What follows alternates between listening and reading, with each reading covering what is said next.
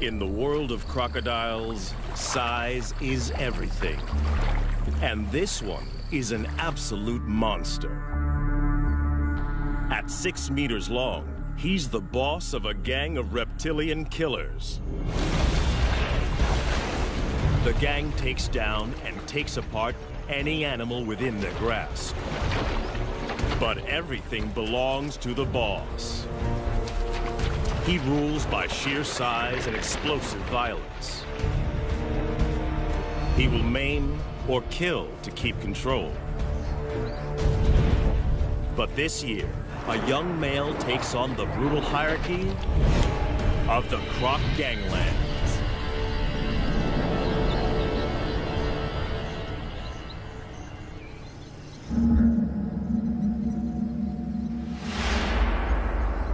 When a baby hippo dies of heat stroke on this beach, only one crocodile has the right to claim the bounty.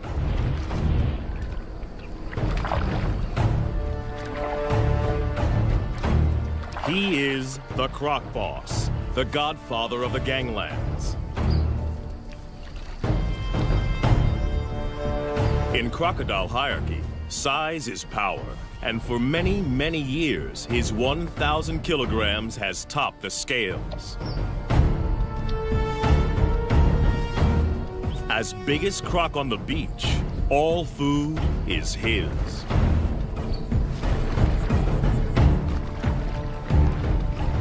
The other crocodiles don't have the power or rank to oppose him.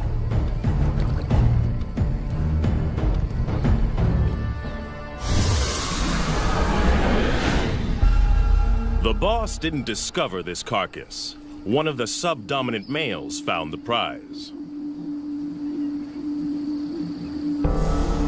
At 3 meters long, he is no small crocodile, but he lives on this beach and feeds at the discretion of Croc Boss.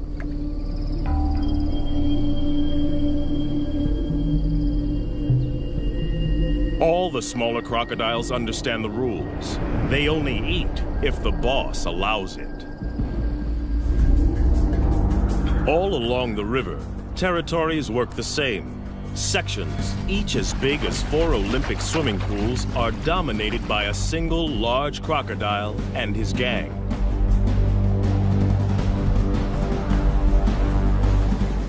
Croc Boss is the biggest of them all. But for most of the year, there is a peaceful truce between him and the other leaders. Border skirmishes mostly occur during the mating season. Smaller crocodiles may join the gang as long as they obey 3 simple rules. Croc Boss gets the best food. He is respected at all times, and only he mates with receptive females. Gang members break the rules at their peril. But there is always a younger rival, trying to get big enough to become a boss in his own right. These pretenders are shadow bosses, waiting for their moment. We call them phantoms. There have been other takeover bids. A smaller male tried to mate with one of the boss's females.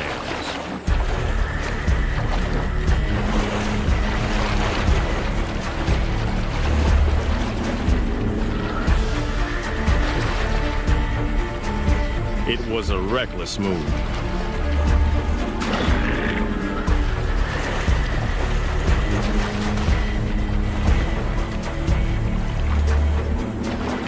The challenger's bony armor was no match for the boss's brutal bites, as powerful as a trash compactor.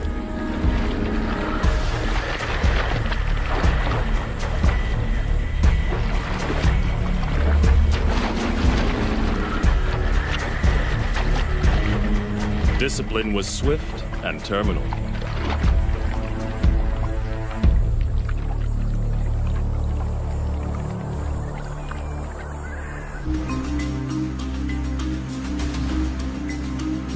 This Croc Boss's territory in Africa is a stretch of the Luangwa River in Zambia, in the South Luangwa National Park. It's a crocodile killing field, especially during the severe dry season.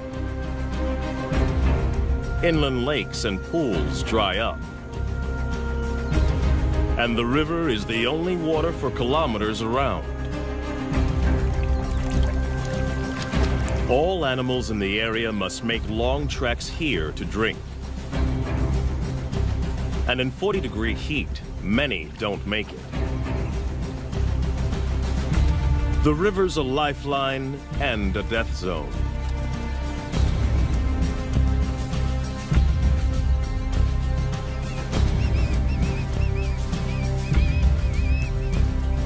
For the croc gangs, the living is easy. Even the smaller ones get to feed.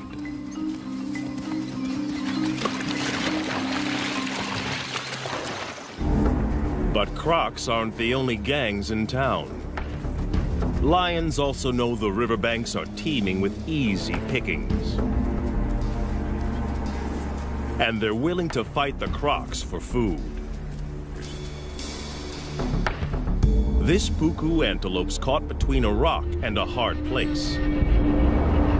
After fleeing from the lions, he's stranded on an island in the croc-infested river. He's got to get off or starve.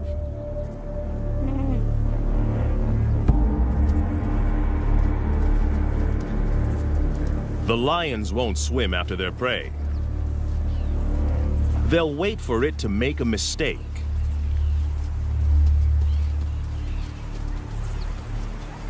The puku's biggest threat lies in the water. The young phantom is perfectly placed for an attack. Away from the gang, this antelope is his to lose. There's no way the croc can catch the puku on the land. But there's no way the puku can outswim the croc.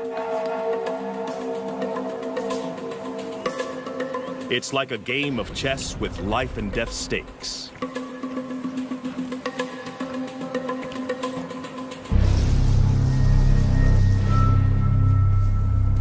The puku has to use the land to put as much distance as he can between himself and the waiting croc, and figure out the shortest swim possible. The croc must anticipate the puku's escape route.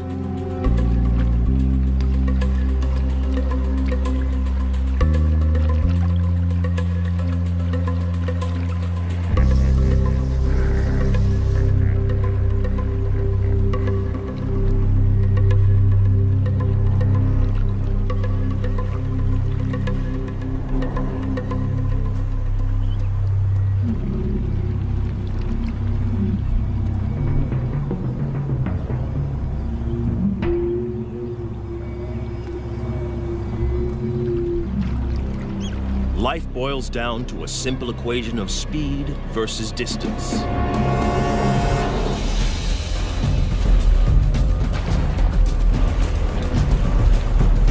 The croc submerges like a torpedo to reduce drag in the water.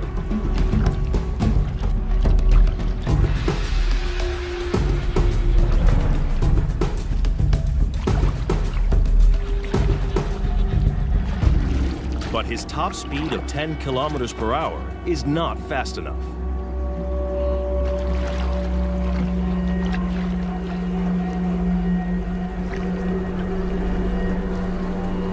The puku's calculations pay off.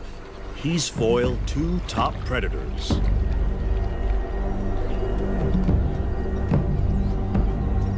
The young croc misses an easy kill.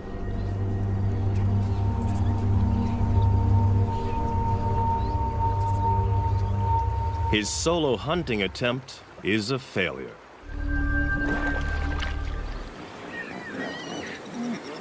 But the dry season has another food bonus on offer. Huge numbers of hippos crush together in the Luangwa's diminishing deep water holes to keep cool.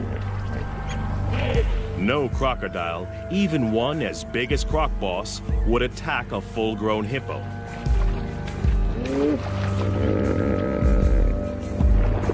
They are way too big and dangerous to take on. A single hippo bite would destroy a big crocodile.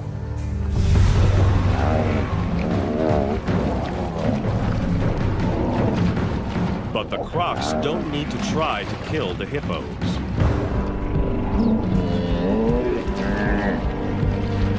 In crowds like this, these aggressive 3-ton herbivores will often fight to the death.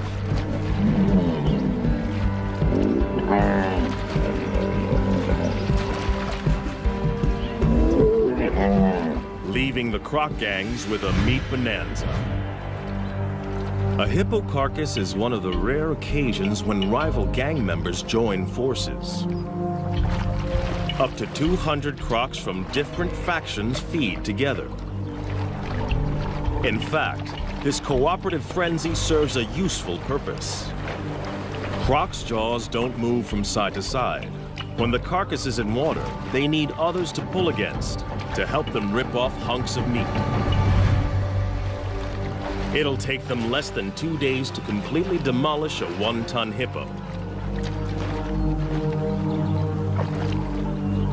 With the most acidic stomach of any vertebrate, crocodiles can digest every centimeter of a carcass. And as usual, the final chunk of meat goes to the croc boss.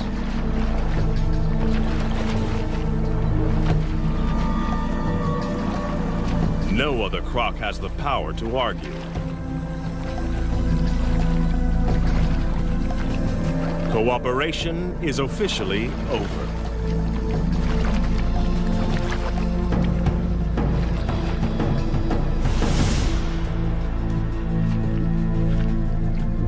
Back on dry land, the lion pride is also living well off the deadly dry season. There's no need to hunt when the scavenging is so good. They rule the riverbanks just beyond the croc's reach. They own this feeding ground, and the crocs know it. Even Croc Boss won't come up here to try to take this carcass off the lions.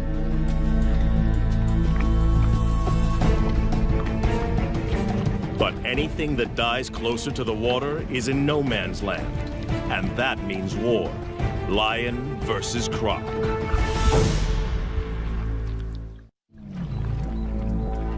A dead elephant offers up a gigantic feast for the croc gang. They didn't kill it. The deadly dry season serves up another meat mountain.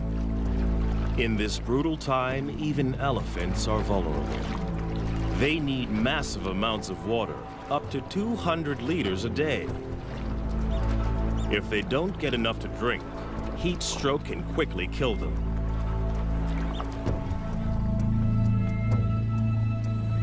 The crocs have the carcass now, but they don't own it. It's right in the conflict zone. The lions have started feeding on it, and they haven't finished. This prize is too big to give up without a fight.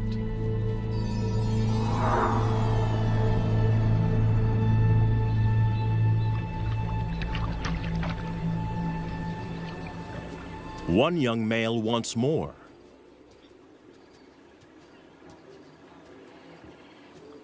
His scrappy mane indicates he's barely 2 years old, but he's big and dangerous.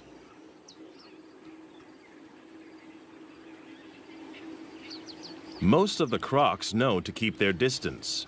Even this immature lion can kill them. But the inexperienced smaller crocs are willing to take him on.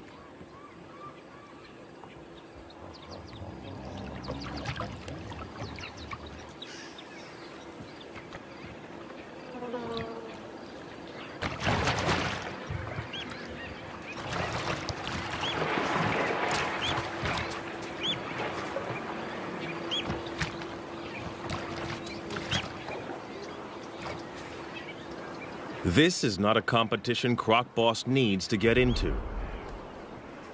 The pickings are slim, and if the gang wins, the carcass is his for the taking anyway.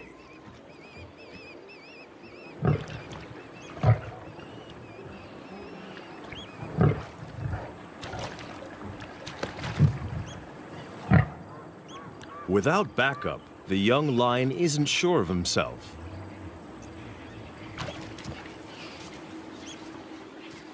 The crocodiles win today.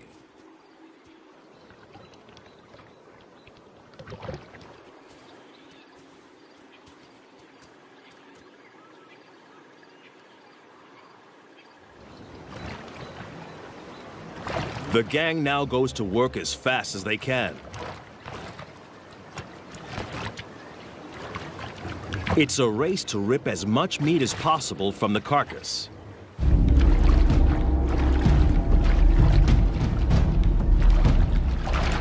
The young pretender wrestles a leg joint away from the smaller gang members. Aggression, theft, and brutality are the ultimate tools for survival. In crocodile hierarchy, bigger individuals are always looking to exploit the little guy.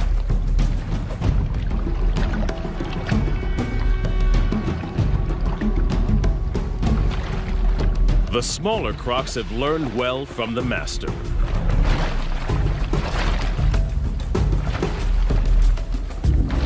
But there is only one master. Croc Boss comes to claim his dues.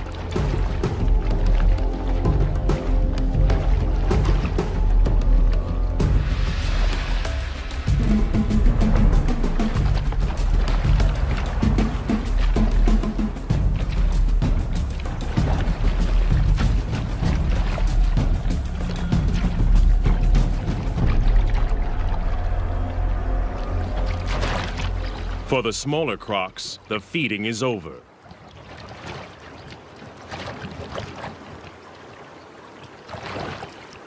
There is no way for the Phantom to mount a challenge.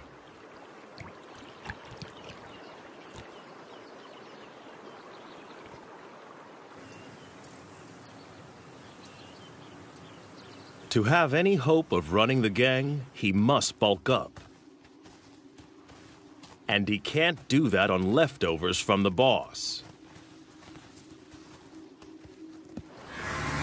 He's got to find his own food. And the numerous drinking pools next to the river provide the perfect hunting ground. Every morning and evening, the antelope journey here to quench their thirst. A perfect opportunity for an ambush.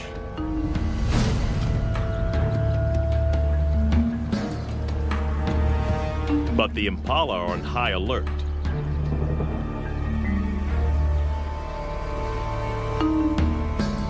To have any hope of catching one, the young croc must find the perfect pool in which to disappear and wait.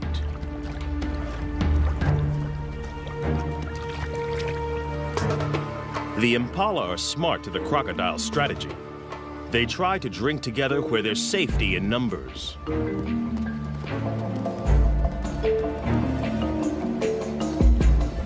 The crocodile must wait for a loner.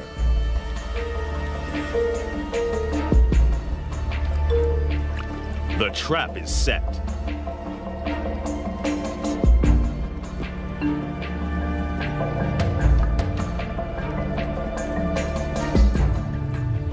He can hold his breath for 2 hours. And this impala has no clue that below the surface lurks a ravenous crocodile poised to strike.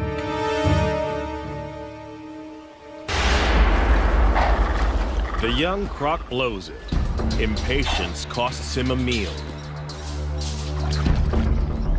Crocs can launch their entire body out of the water in less than half a second. But timing is everything. And he has a lot to learn.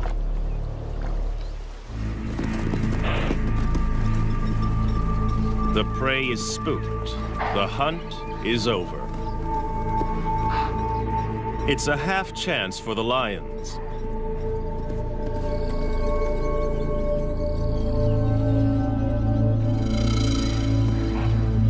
But it's a long chase, too exposed. And they're not that desperate.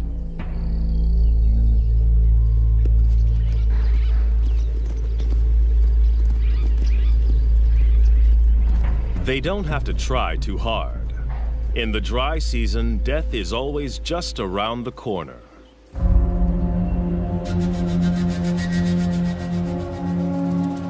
After the unsuccessful hunt, the young croc has to recover and recharge his batteries. Crocodiles bask to keep their body temperature up and digest more efficiently. Crocodiles are not cold-blooded. Their bodies are as warm as ours most of the time. They just have to work harder to keep their temperature between 33 and 35 degrees. Phantom needs to regain energy.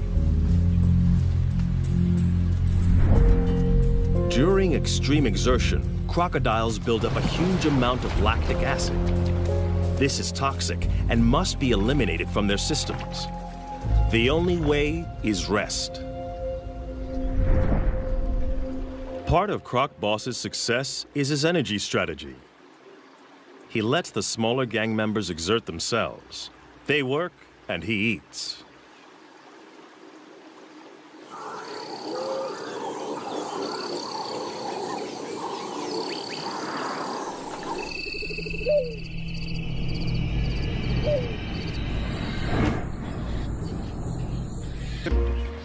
And they have the most unexpected allies. Water birds are usually fair game for crocodiles. But during the dry season, there's a truce. The birds don't fear the crocs. Instead, they collaborate with them. As water disappears from the inland lagoons, fish become trapped in the shallows. Jammed together, they are easy for the birds to catch. Every attempt nets a mouthful of fish.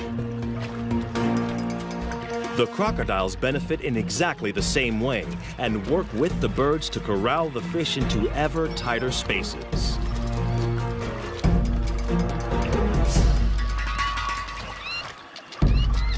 Each fish is a tiny meal, but for the small crocs, this technique is well worth the effort.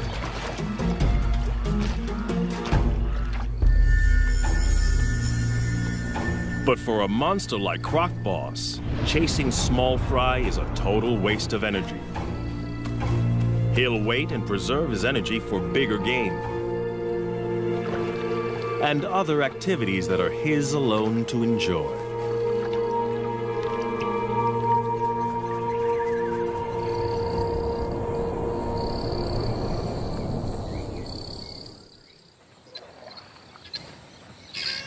The dry season doesn't just bring a food bonanza.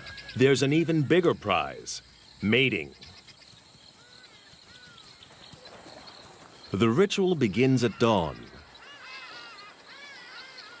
Lifting their heads, the females show submission and look for the most powerful croc to mate with.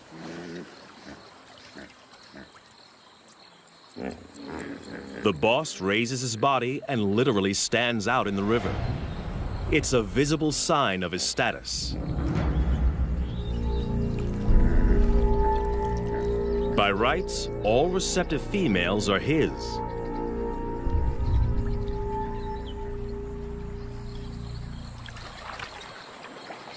But the young pretender is also drawn in.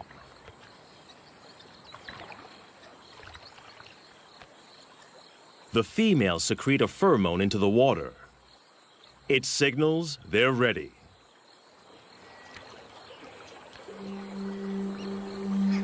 But even the boss must perform before he can mate.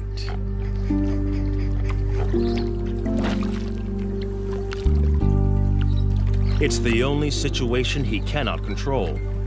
The final choice is made by the females. In mating season, females are permitted to wander through rival gang territories as they check out potential partners. The boss's head slaps and bubble blowing are the croc equivalent of beating your chest.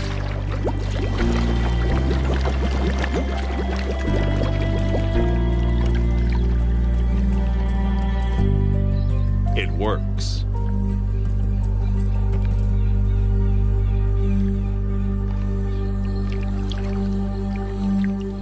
The smaller male can only watch.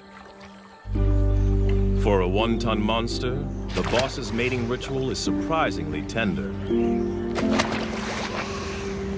He blows bubbles that delicately tickle the female's sensitive neck area.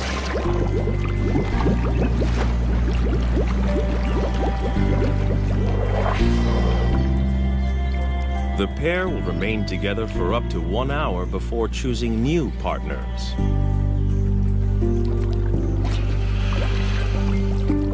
But one smaller female is not prepared to wait.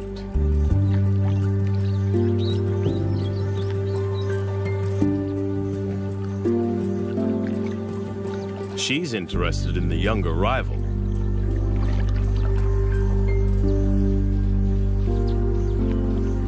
The boss's dance is coming to the end.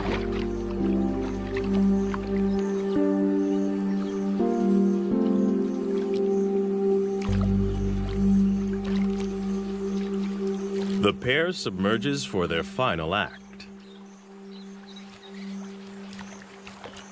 And while his leader is underwater, Phantom chances his luck.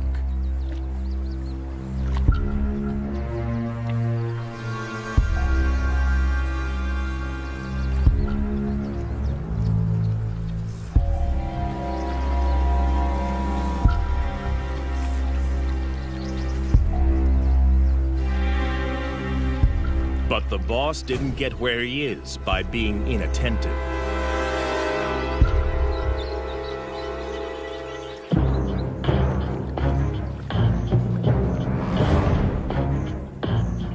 For a junior to mate with one of his females is the worst kind of disrespect.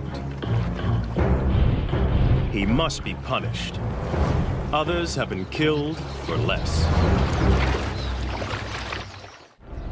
The young croc is now swimming for his life. He's offended in the worst way. And Croc Boss will kill him if he can catch him. But his chase is half-hearted. The boss is still distracted by the mating privileges that come with his position.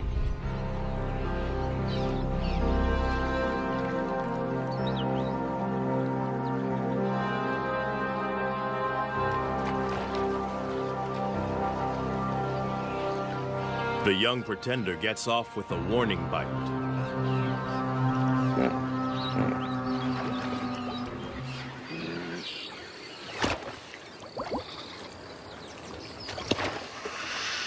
Now the insubordinate is dealt with.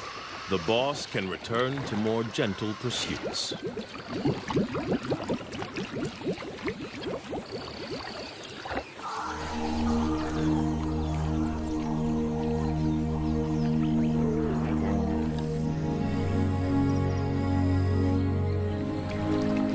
The right to mate is still a long way off for this young croc. He needs to grow. And to do that, he's got to grab every opportunity to hunt.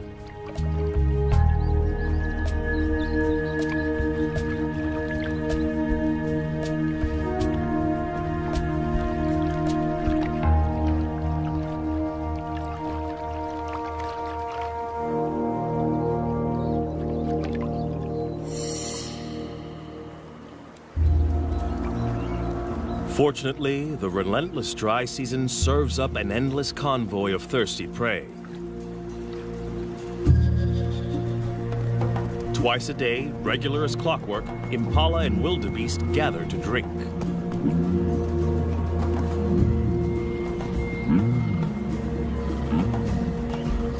It's another chance to make a kill.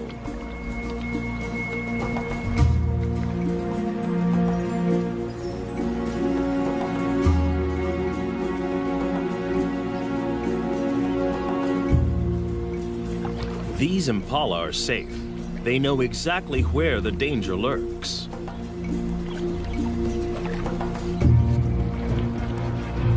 Some even follow the croc to keep an eye on him.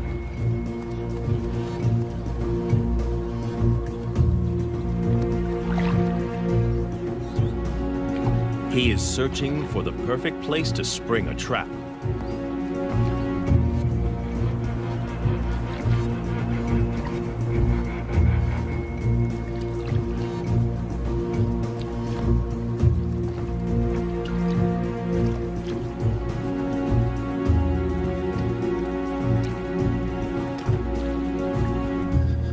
Even when he finds a likely pool, watching impalas raise the alarm. They snort to warn others to stay away from this drinking spot.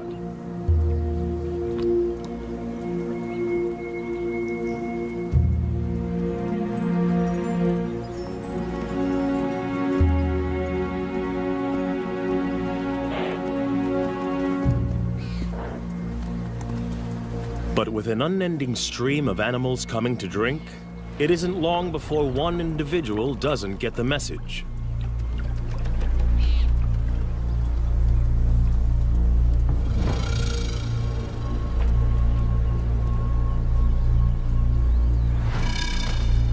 Even though this impala senses something, it's compelled to drink.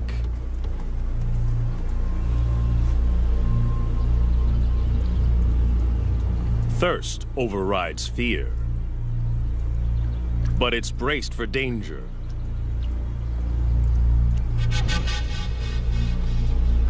Every muscle is hardwired for escape.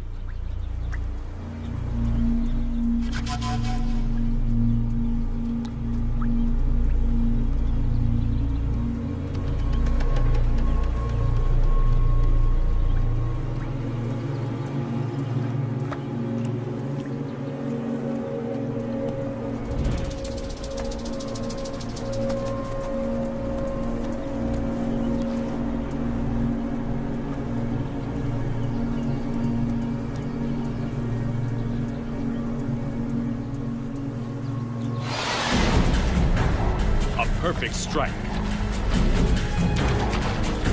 But can the young croc hang on? For a second, it looks like this impala might escape. But it dislocates its leg, and it's all over.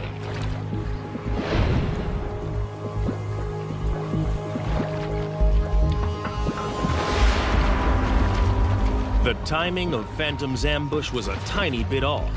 He only manages to grab the impala's horn and is forced to bite again. But in the struggle, the impala's leg is tangled in its own horn, and it's all over.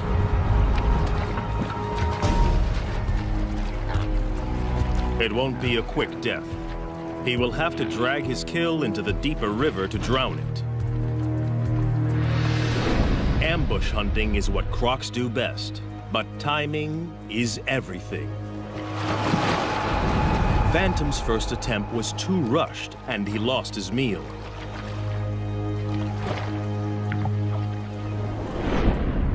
But the young pretender is learning. This time, he patiently waited for the impala to make a crucial mistake.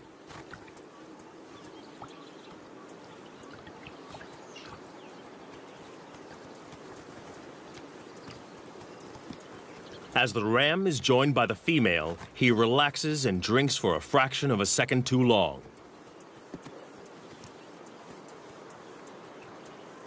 A fatal error.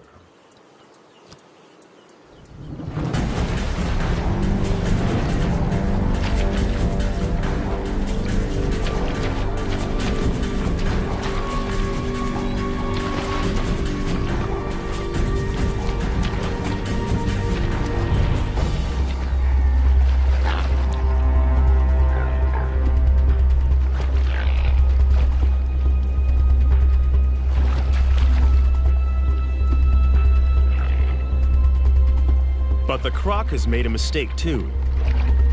His perfect ambush is in full view of the gang. Now he must fight to keep it.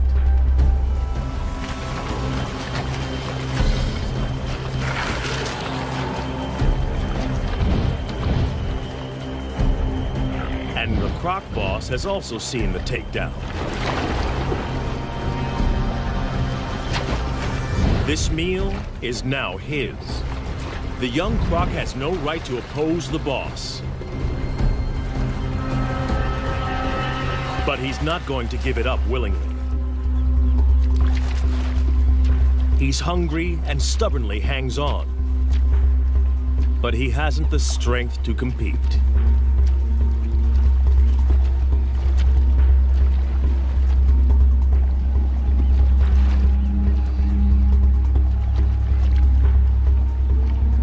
The rest of the gang fights to get a bite onto the impala.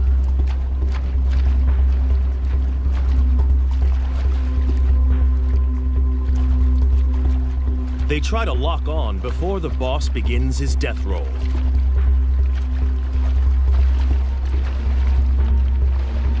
As the giant spins, he literally tears the impala to pieces.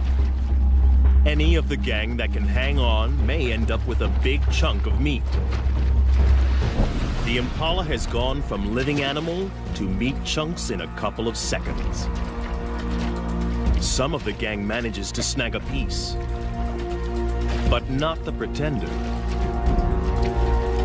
In the ganglands, catching the prey doesn't guarantee you eat the prey. Hunting and fighting are a major drain on a smaller crocodile's energy reserves. Phantom must rest to build up his strength.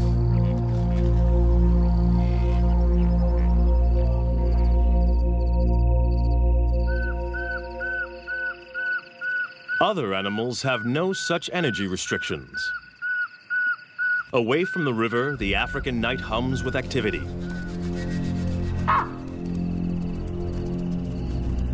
For the prey species, the danger doesn't let up just because it's dark.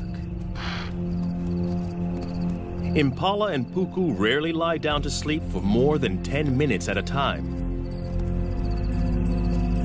There are too many predators on the hunt, so they are forced to stay awake and alert.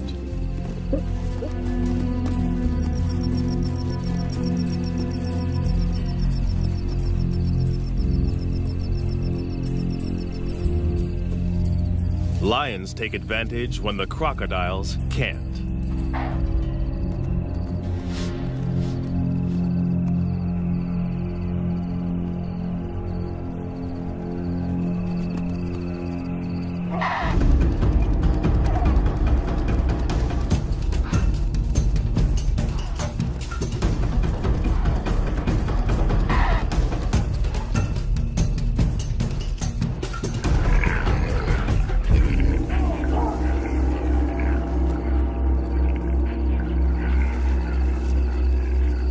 Tonight, a puku loses the battle.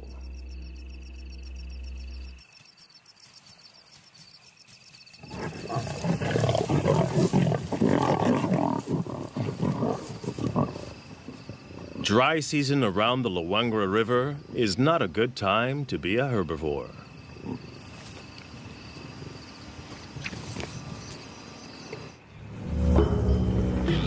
Another day, another death. Another free meal for the croc gangs. As the sun warms the crocs, it triggers a feeding frenzy on the hippo carcass. Crocs from multiple gangs wait in line to feed. Territorial differences set aside for the moment. Size determines the order, and the biggest eat first.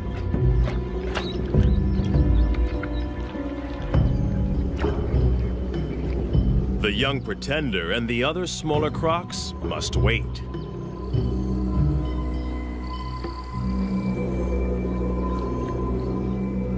The boss has torn away a huge hunk of the dead hippo.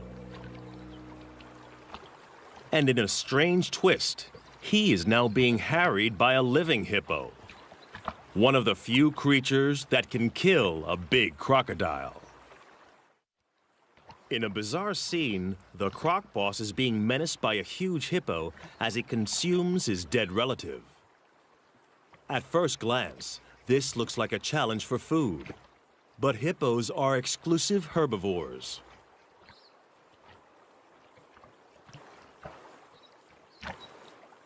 They've been known to lick carcasses, possibly for salt or minerals.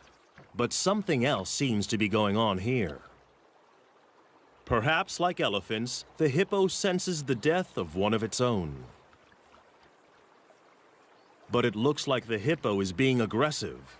Perhaps this is some kind of primitive emotional reaction. Whatever the hippo's motivation, the huge crocodile knows this is dangerous.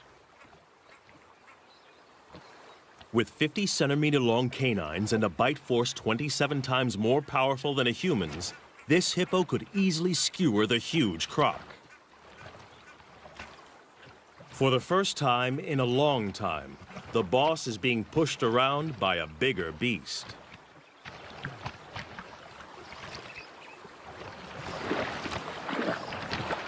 It's time to retreat.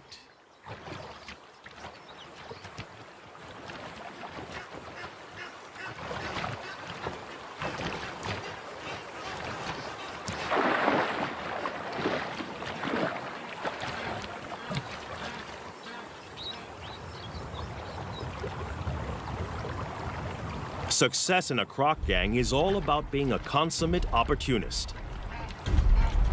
And now the young croc sees an opening. A chance for food. Perhaps the possibility to gain ground in the gang. But the croc boss doesn't share. And this bid for food has been interpreted differently.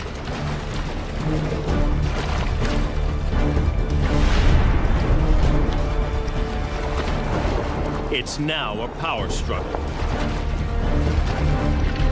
And the boss's violent death roll is a deadly attack. Instant retreat is the only acceptable way out, and the younger croc doesn't take it. This can only end in one of two ways: death or injury to the smaller croc.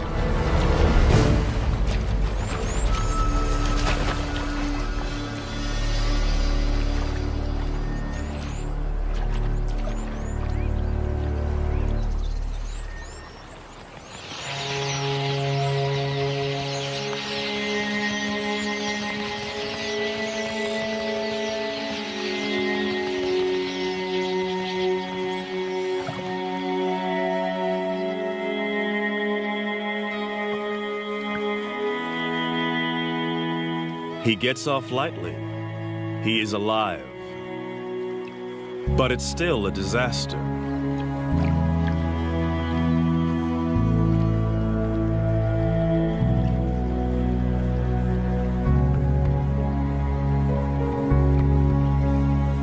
He pays for the transgression with his own flesh and blood.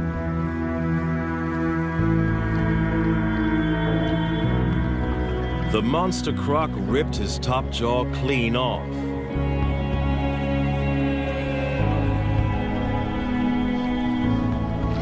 Amazingly, the smaller croc will survive this hideous injury.